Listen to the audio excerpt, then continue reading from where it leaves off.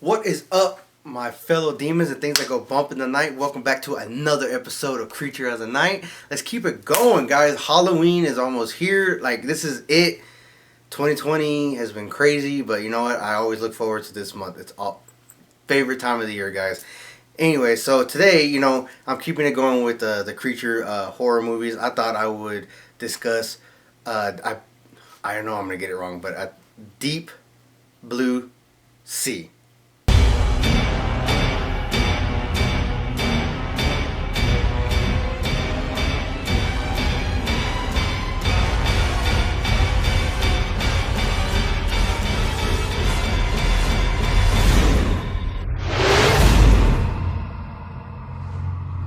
So I know y'all probably gonna cook my ass in the comments for this, but yeah, because I'm discussing sharks, I thought I would wear my Tekashi 6ix9ine shirt. Yeah. Okay, guys. First off, I know he's a rat. Whatever. But just don't roast me too hard in the fucking comments. All right. I enjoy his music. Gets me pumped when I go run or go to the gym, whatever. But hey, man, I thought it was pretty dope. Yeah. Anyway, so yeah, like I said, Deep Blue Sea, starring Thomas Jane, Saffron Burrows, and Samuel motherfucking Jackson. Director Rennie Harlan, writers Duncan Kennedy, Donna Powers, and a few others. So how I best describe this? All right, so somebody took Jaws and gave him IQ points. That's the best way I can describe this.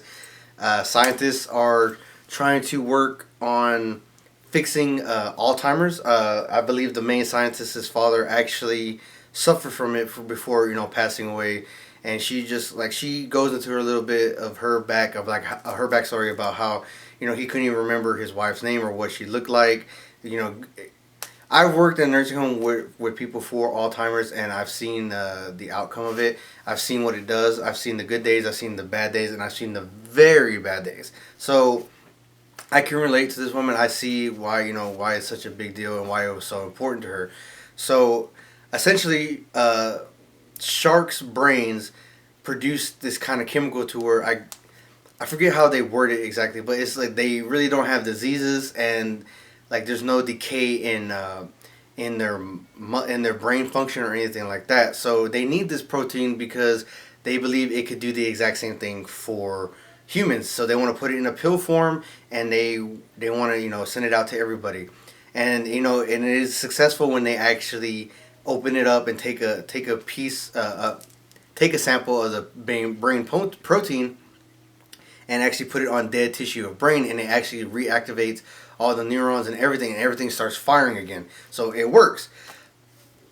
What she didn't tell her crew, because the shark wakes up from his amnesia and starts attacking people, and they actually form a plot to to fucking flood the facility and get out, because essentially think it's a giant lab in the middle of the ocean, and it's surrounded by titanium fencing, but at top it's just plain steel that these things can just bite and rip through. So their plan is to sink it so that way they can get access to the top layers. And what she didn't, and everybody's is confused, how do they know to do this? Why do they know this? Why do they recognize our guns? Because there is a scene where they point a shotgun at them and they actually could swim backwards. If you don't know, sharks can't swim backwards. That's not possible. So for them to know to do that, for them to see that gun and know to do that, something is going on. And she did not tell her team that she actually made it to where their brain grew. They increased intelligence because a bigger brain, more protein.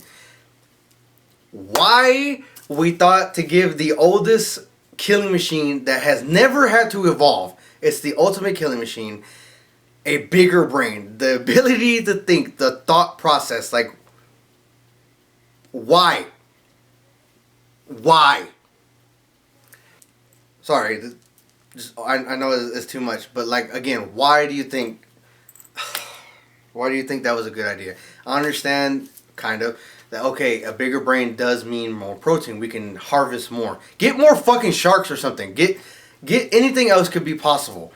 these things flood the facility. They literally make cracks to where they can slip into the facility. So the hallways and everything they are swimming through, and they are killing one by one. Oh, and LL Cool J comes out. He's actually the cook, and he has to go toe to toe with a shark, and he ends up blowing it up. But because they eat his parrot. But anyway, this is what they're doing. They're chasing the scientists and the people who are, fed them and kept them up to date with, like, no mercy. Everybody is on the menu and nobody's getting spared. And the fact that, like, they asked the question in the film, like, what is a 200-pound or so killing machine think about? Freedom. Open ocean. That is their goal. And if that would have happened, mating would have happened, evolution would have happened, and they would have just kept getting smarter and smarter, and we be fucked.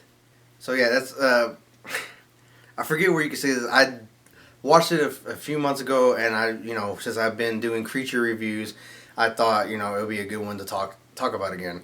The last time I saw it, it was on Netflix. Again, search every streaming thing. Toxin's Opinion, good music. Concept was amazing. I've seen a few of the other Deep Blue Seas, and they just don't really capture it. They do too much. I get thinking, but the way this one did it, yeah, he could think they had the same intelligence as us, but it was still an animal. Like, it was still a trick. How they end up killing them all? Like, one they blew up in the oven. Another one they electrocuted, and then the mama, the big motherfucker, again, it was, like I said, it was an animal, so they just cut themselves, and it smells blood, and it comes running. Like, it cannot ignore its basic instincts. So that's what I liked about it, and I believe they actually end up blowing it up too. Like, they end up shooting it with a harpoon that is filled with gunpowder or some kind of powder that they have for explosions, and they have a metal wire hooked up to it, and they hook it up to a car battery, and boom, that's it. So I like how they kept it simple. Yes, it is our equal, but it's still an animal. We could still, I'll bet we're still on top of the food chain for now. And the other ones, it just felt more like it was just a human that maybe had turned into a shark. They could communicate and all that, almost human like. It's kind of like the same as the Final Destination. Maybe the first two, maybe in the third one, it was good. Like, they made death seem like it was a force, and in the other ones, like towards the end, they made it seem like death was an actual person doing this, flipping switches or whatever. It wasn't like left to coincidence or by chance. They made it seem like it was an actual person doing something.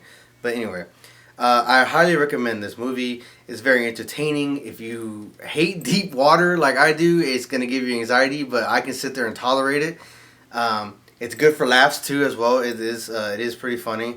But when shit hits the fan, like, that's it. It's downhill from there. Like, you are engaged. You are at the edge of your seat. Your eyes are fixed on the TV. You want to know what the hell are these sharks gonna do next.